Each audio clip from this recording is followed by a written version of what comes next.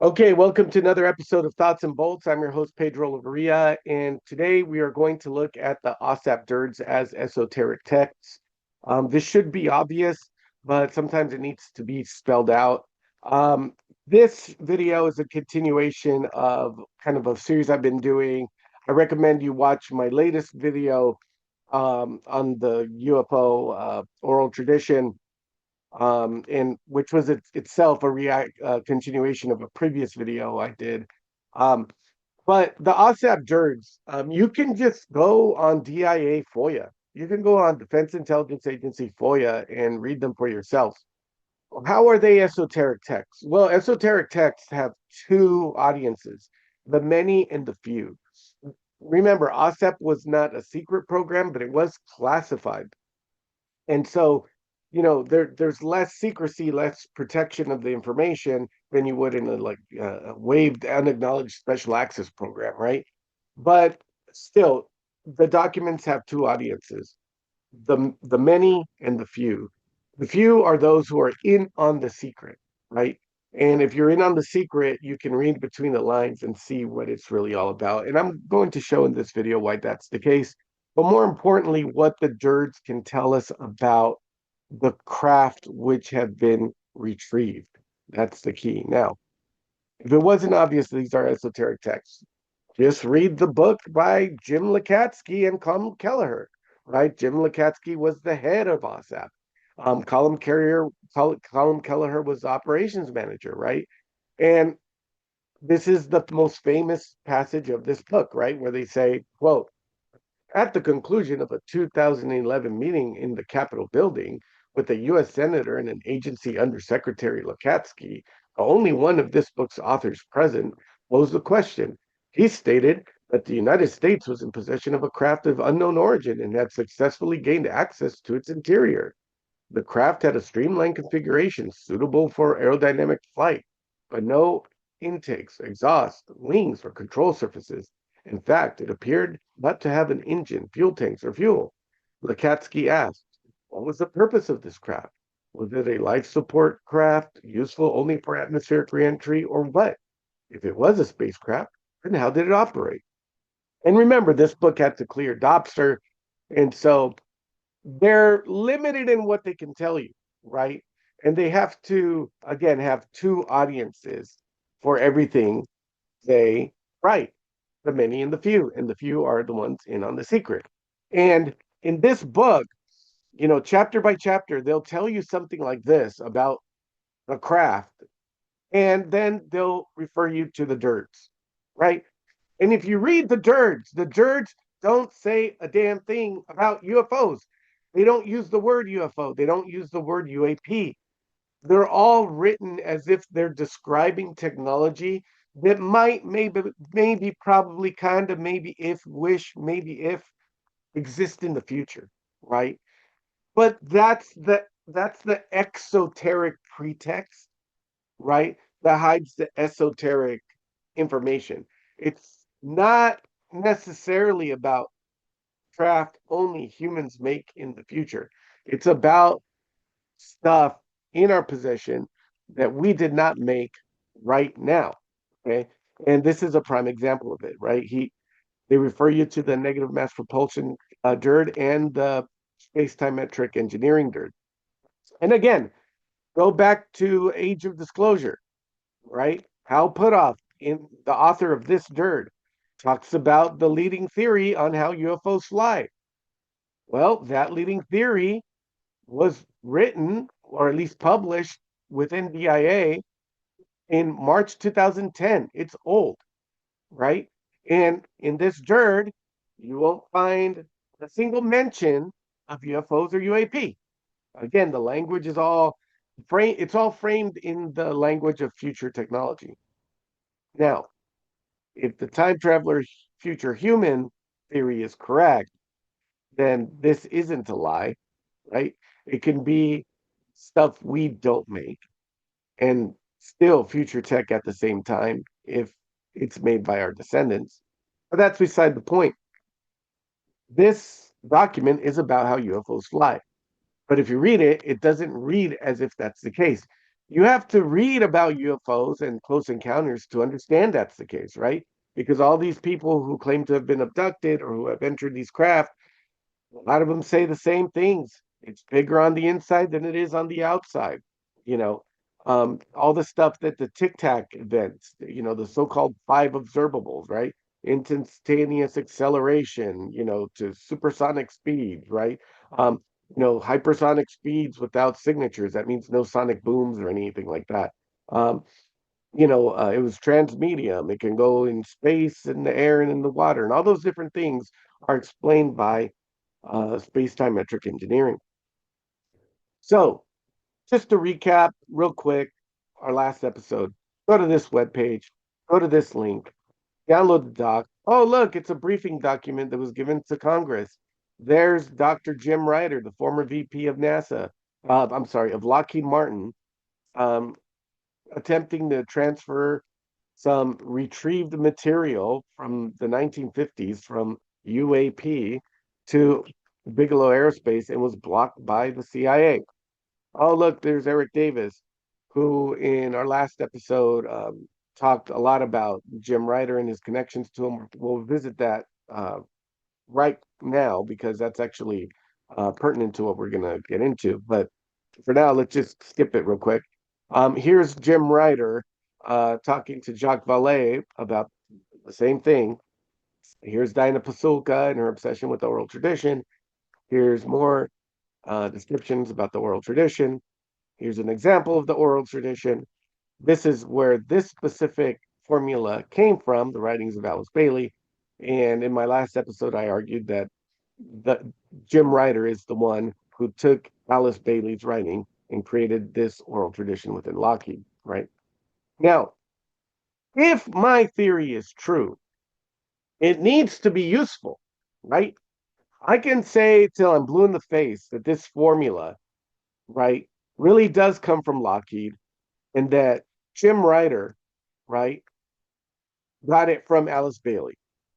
I can say that until I'm blue in the face. And I can show you from different speeches that Jim Ryder gives that this is the paradigm through which he viewed the UFO phenomenon. But if it's not useful for anything else, what good is it, right? And I'm going to argue that this formula is useful for interpreting the DIRDs. Because remember, there's 32 different DIRDs. So which ones are you going to read, right? Now, I say we should start with whatever it is Hal Puthoff in our Davis wrote. And now I'm going to share the needed background. If you didn't watch the last video or the one before the last video, you need to listen to what Eric Davis says and what Dr. Jim Ryder himself says. And that's where we're going to go. The senior vice president of Lockheed Martin Space and Missiles Company, who was dual-hatted as the director of Lockheed Martin's Advanced Technology Center in Northern California. And so Hal and I were already working with him on quantum vacuum zero-point energy studies. It was an internal research and development funded project that he oversaw. He was sponsoring it, supervising it. He had a senior senior project engineer with a nuclear energy background to oversee us on a day-to-day basis. So we were a big, really just six of us were an interdisciplinary group. And so what did he have to do with the legacy program and UAP secrecy? Just let me get to that. So basically, we had this program on studying the quantum vacuum structure, and in our interactions with the senior VP, we found out from him that he had worked on the crash retrieval program, starting right after he was hired by a program manager at Lockheed Skunk Works, and so he and a future coworker of his both attended universities in Illinois. They both graduated with their doctorates in 1970. She was a mathematician. The senior VP I'm speaking of graduated with earned his PhD in material science. So they both got recruited and hired by a very senior, high level, actually the number one man at a facility in the Lockheed Aircraft Company um, uh, family, because Lockheed is all over the country doing different things. So in that family, they have a particular campus operating, or not a facility operating very classified programs, and that's where he and his mathematician colleague got hired to work into. And the job that they did for the next 20 years or so was the crash retrieval program. Okay, And and then he told you this, not well, just in confidence, but officially he was able to. right, Uh, he first met with Hal because Hal had already been interacting with him for the quantum vacuum physics project, or the IRAD project that we were working for under this senior VP. And IRAD, once again, is internal research and development funding that a company comes up with from a chunk of their profits that they dedicate to that purpose, to help facilitate the development of solutions, technical solutions, software solutions, or what have you, to their business line, their commercial products line, which also includes defense and intelligence business lines. And so basically, in an official capacity in a SCIF, which is a sensitive compartmentalized information facility. So it's a very secured facility. It's very controlled access to get in. so in a skiff, he communicated to you both that he had been involved in this program, that it had been his among his job responsibilities for 2 decades, and legally exposed you guys to some information concerning that program. He worked on the program. Yeah, I understand that. Yeah, he worked on it along with the mathematician and three Yes. other people. And let's see, besides the three other people, I think that's the correct number. And so he talked about that in the SCIF with Bob Bigelow and probably Colin Kelleher. And I do know that definitely, yes, Hal Puthoff. And so then he made a visit out to Bigelow Aerospace in North Las Vegas, and they repeated those conversations, or carried further those conversations that they had in California. And then I had my interactions with him because I was already working on the quantum vacuum energy and quantum vacuum structure project after Hal hired me in late 2004. And so I got pulled into that because my background is in quantum field theory and general relativity. So, quantum vacuum energy is a feature of quantum field theory. It's a major feature. so,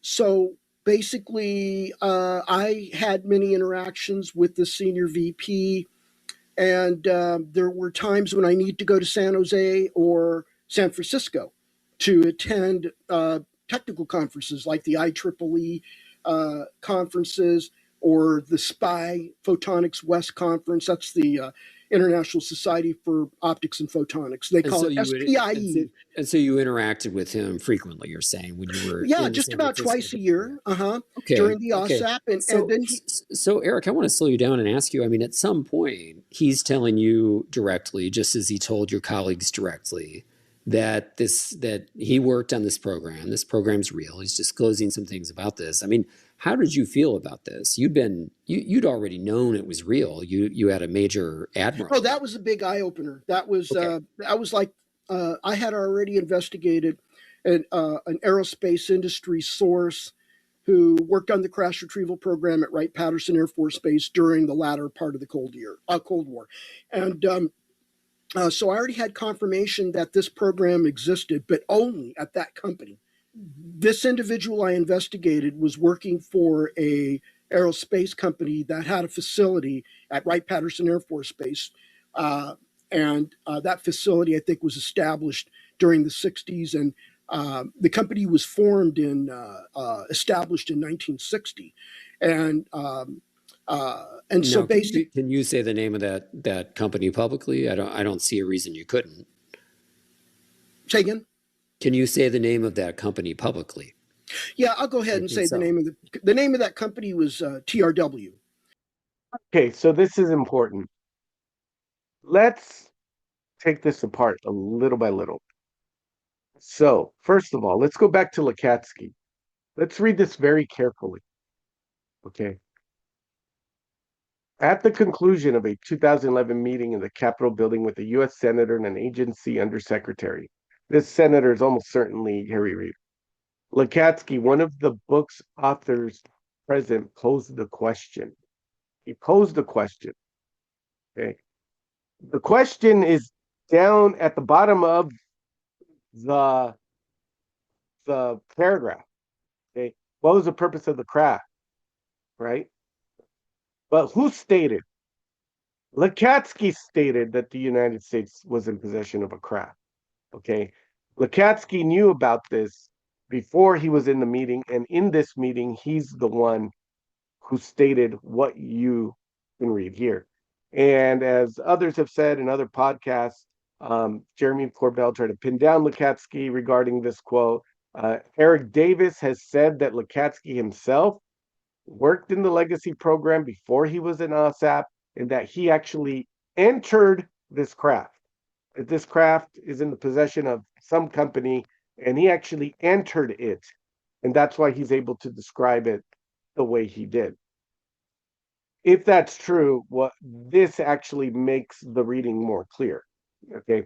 Lukatsky's the one giving up the information on the craft to the senator based on his own personal experience. Now, quantum vacuum energy. Okay. Quantum vacuum energy. Dr. Jim Ryder, who we've established was the, senior VP of Lockheed, okay, at this time. Okay. He's also the guy that talked to Hal Puthoff about materials, UAP materials and crates from crashes. Okay. Now, Eric Davis says he knew about the legacy program, but he only knew about it in the context of one aerospace company, only one, TRW. How did he know this? Well, we can go back, to, what is this? 9 years, more or less 6 years before this meeting with Jim Ryder.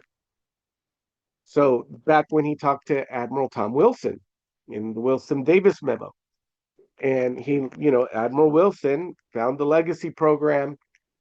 He spoke to, three big members of the watch committee, whatever it is, and they told him about a craft that was not made by human hands, not from this world, and that they possessed it. So that would mean that the aerospace company Admiral Wilson went to was TRW, most likely. So it looks like TRW has a craft, and who knows what other companies, right? Maybe Lockheed has a craft too. We don't know. But it looks like TRW has a craft, and then Lockheed Martin has wreckage, right? Based on this testimony from Jacques Vallée, that has wreckage of stuff that's, putting these wooden crates and locked up in some storage facility in Chatsworth, and that, periodically, every 20 years or something, they'll study it for 20 years and then put it back in, or something like that. If Jim Ryder had worked on it from 1970 to 1990, and then he's trying to do a tech transfer of this stuff from Lockheed to Bigelow Aerospace in 2009. So that it seems to be that, yeah, that's what it is. They study it for 20 years, they get as far as they can go, and then they box it all up. They wait for a new generation of scientists to sprout up, fresh out of college, fresh out of their PhDs, like Jim Ryder was. And then they go do it. And now Lockheed didn't want to do this anymore, so they were going to pass what they had, this debris essentially, and pass it on to Bass, but that was blocked by the CIA. That seems to be what happened. Now, as whether there's other craft owned by other companies and other debris owned by other companies, who knows, right? But at bare minimum, based on what Eric Davis says and what we know from the Wilson Davis memo, TRW has a craft, and Lockheed Martin at bare minimum has debris that's put in these crates, quote unquote, like the Ark of the Covenant and Raiders of the Lost Ark. Okay.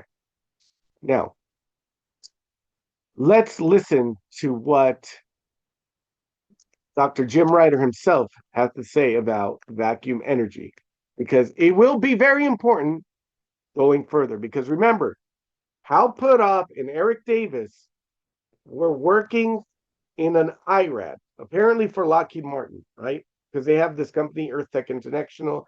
I guess they were doing work for Lockheed Martin in this IRAD, which is this internal research and development cut out within the company, right? So they take some of their profits, and I guess rather than pay taxes on a certain chunk, they can reinvest it into research, and that's a good thing.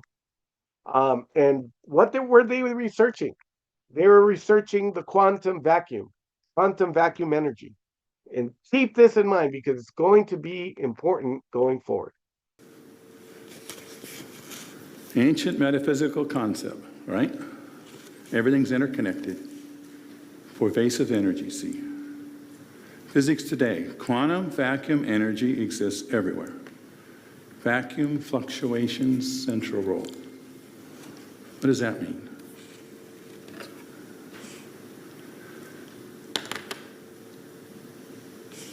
Just let you read that.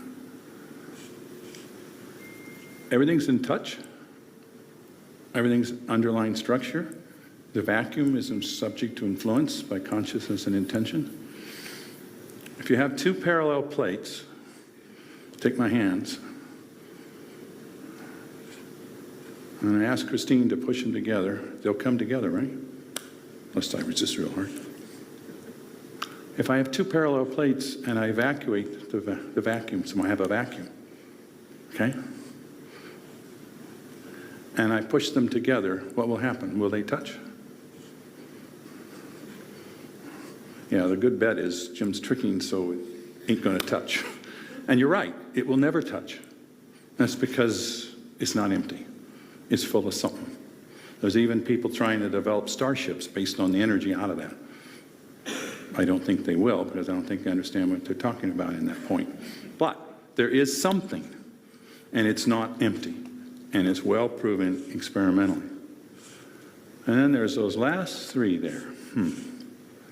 Same ideas coming from different fields is getting us here. So,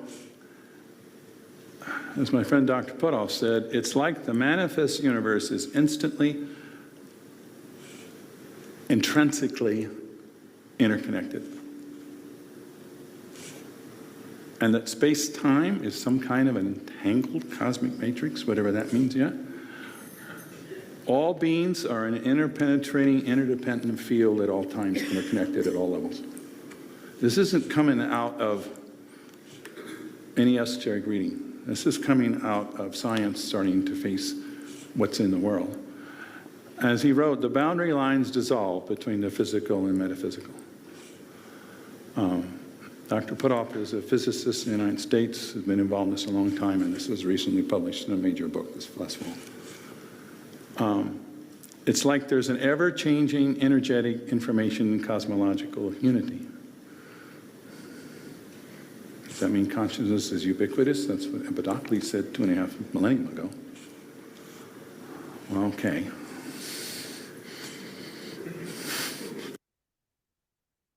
Okay, indeed. So, very interesting tidbits there. Again, quantum vacuum energy, and he was talking about the Casimir effect, and he was saying that some people are trying to build spaceships, power spaceships off of that principle, but it won't work. So my question is, what the heck did they learn about vacuum energy in that IRAD that makes him say that? And, he said they don't really understand it. Well, does he? It seems like he does. And also, remember, Puthoff, aside from being in the OSAP with Eric Davis, was a former head of the CIA Psychic Spy program. So he is plugged into all the weird of the weird within the classified world. So I go back to what we were talking about earlier. These DIRDs as esoteric texts. Two audiences. Whoever stumbles upon them within the DoD server, wanting to know about future tech, wanting to know kind of like the boundaries of what we know is possible. And then the people who are in the know, who know the UFO secret. And remember, these were written in the 2009s, 2010, 2009, 2010. So this is before UFO disclosure mania started in 2017. Um, so they're very important in seeing how this phenomenon is studied and reported within the intelligence community. Lots of esotericism involved. Okay, when I say esoteric, I don't mean crystals. I mean writing for two different audiences. Okay, so let's go. We know that Eric Davis and Hal Puthoff were close to Jim Ryder. Jim Ryder confided to them in a skiff at various points, also to Bob Bigelow, that he was part of the legacy program. And, this is important, right? So this is going to affect how they write and what they write about. Okay, it's going to affect how they view UFOs because presumably they learned some things from him. Okay. And remember, Lockheed is this multi-billion-dollar company, right? One of the most successful companies in the world. It's the top defense contractor for the United States. You know, they're not going to waste their money on 0 point energy unless there's a there, right? And that there is whatever crashed UFO stuff they have. It's the only thing that makes sense. So look, let's look at what Eric Davis and Hal Puthoff wrote in the DIRDs. Because remember, this all goes back to this formula: energy, consciousness, and form, where form is negotiable. Okay?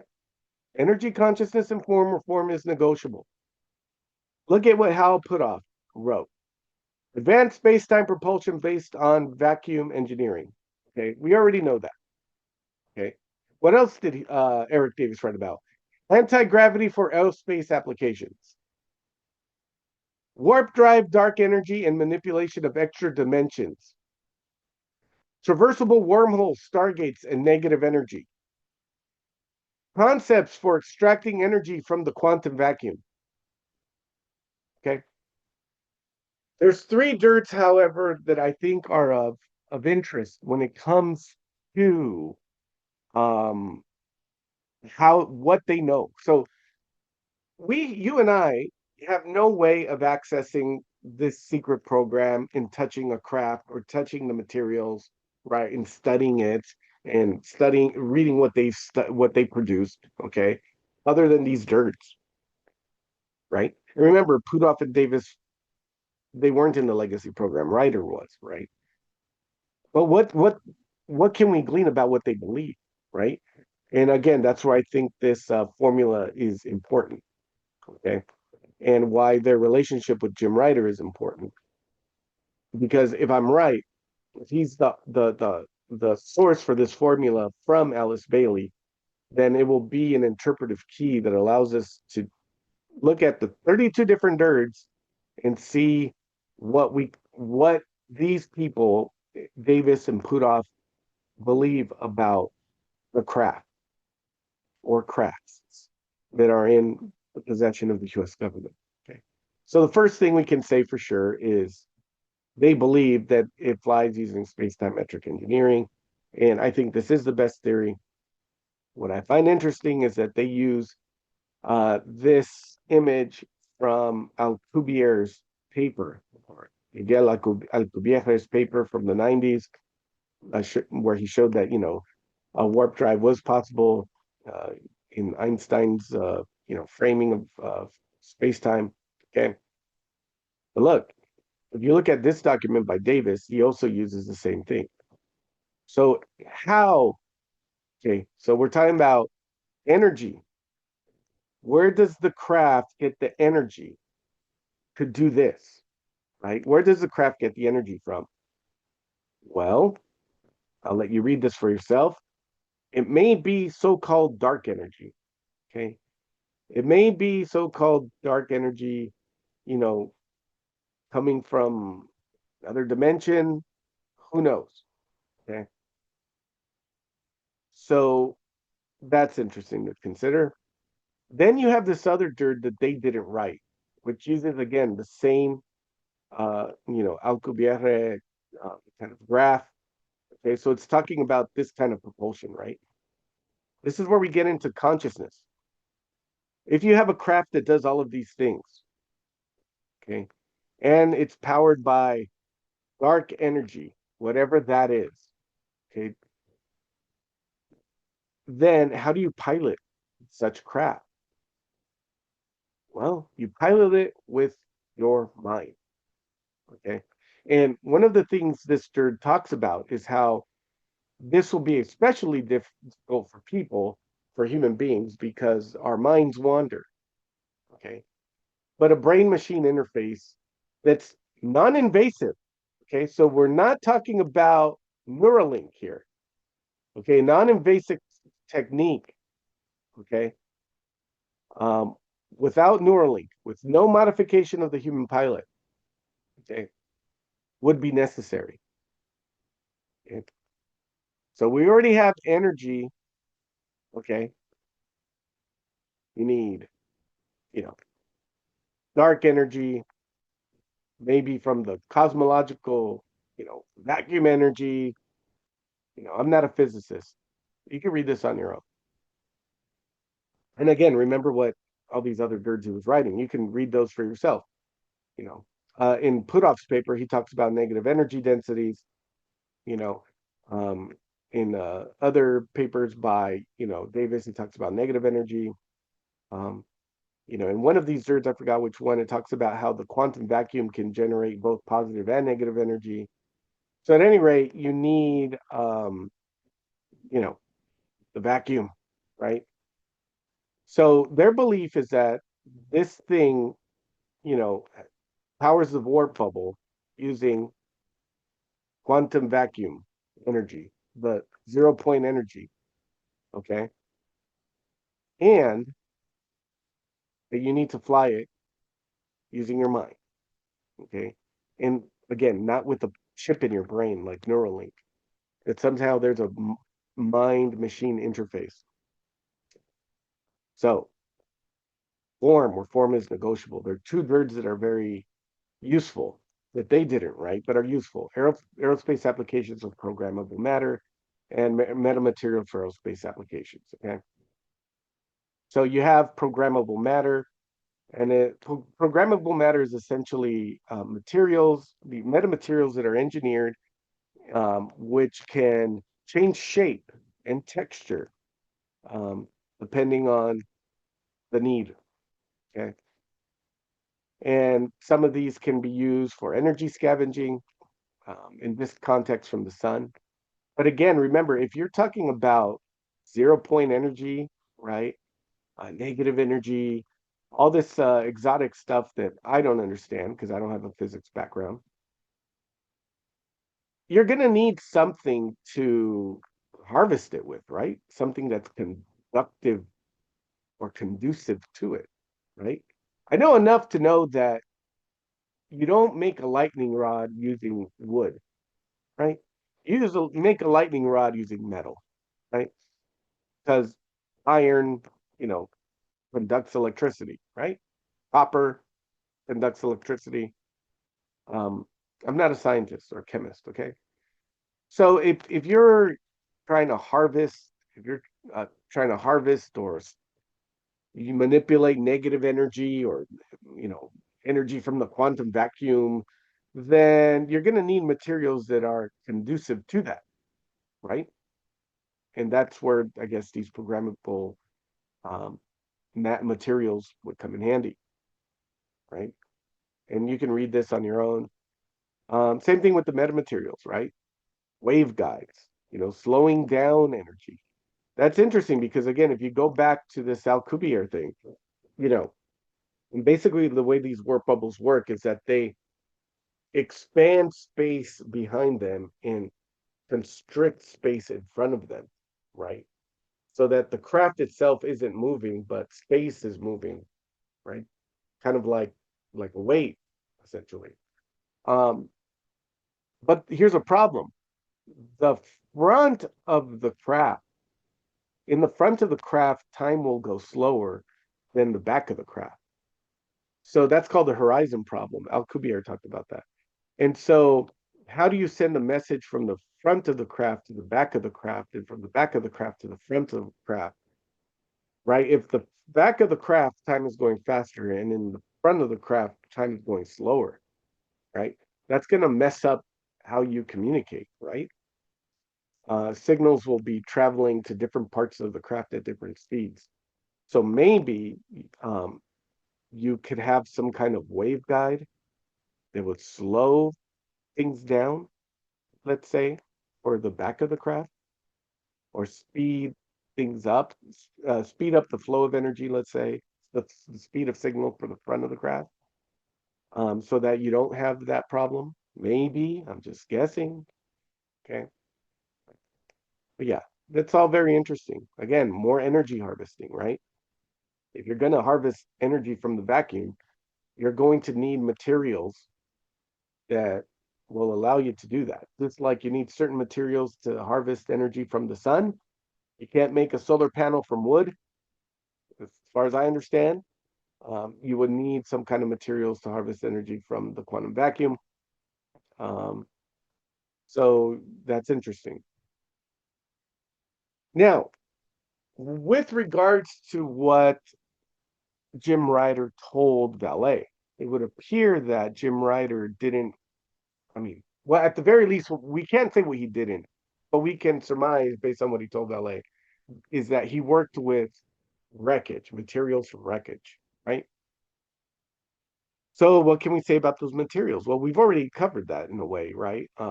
We've talked about this energy harvesting, okay, and waveguides. Uh, if my theory is correct, then these materials, some of them will function as waveguides or energy harvesters for negative energy, or 0 point energy. Um, some of them will be programmable, right? This reminds me of the Roswell stuff and the Varginha stuff, and San Agustin stuff. People, all these witnesses who say they could crumple it in their hand, and then open their hand, and then it'll go back to its original shape, right? That sounds a lot like programmable matter. Okay. Um, and basically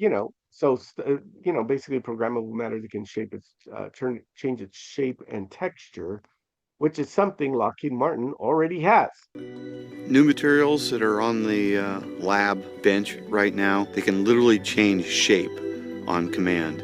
They can become almost a muscular material.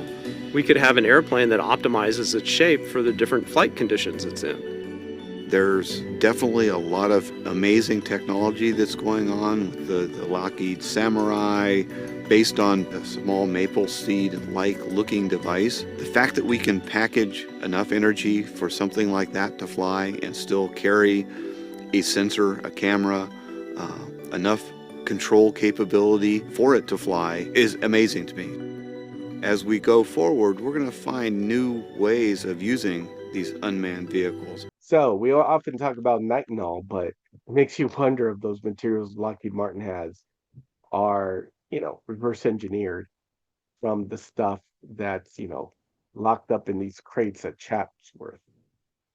But what we haven't talked about is consciousness, haven't we, right? We haven't talked about consciousness. That's part of the formula. So we got energy, 0 point. We got form, programmable matter, metamaterials. But we don't have consciousness, right? Which is what we need if we're going to have craft, an alien craft, that you fly with your mind, but without a Neuralink chip in your brain. Okay. No alteration of the pilot. And the pilot has to be able to, have intense concentration and not mind wander as he's flying the thing. So, what do we do about consciousness? Well, we go back to Diana Pasulka in American Cosmic, right? And this guy, Tim Taylor, the NASA scientist with a bunch of different material patents. My favorite passage from the book. Okay. And his interesting friendship with the UFO contactee, Chris Bledsoe, right? And Chris Bledsoe in his books talks about how he did get to handle, thanks to this Tim Taylor guy, a material like tinfoil that you could crumple up in your hand and then open it, and then the material goes back to its original shape. Okay. Something like the programmable matter we mentioned earlier. But he also talked about another piece that two pieces where if he held them at the same time, it caused him to black out and cause like his heart to pound and his forearm to pulse, right? So we're talking about a material that you can say is psychotronic, that's psychokinetic, right? A material that can um, influence the human mind, right? And he's not the only one to talk about this, right? We could talk about Harold Momgrum, okay? Harold Momgrum was a senior aide to four U.S. presidents. His daughter Pippa Momgrum was an assistant to President Bush the second. And Harold Momgren also handled materials from a UFO crash, right? Bluegill Triple Prime, the U.S. blew up a nuke in the sky over the Pacific.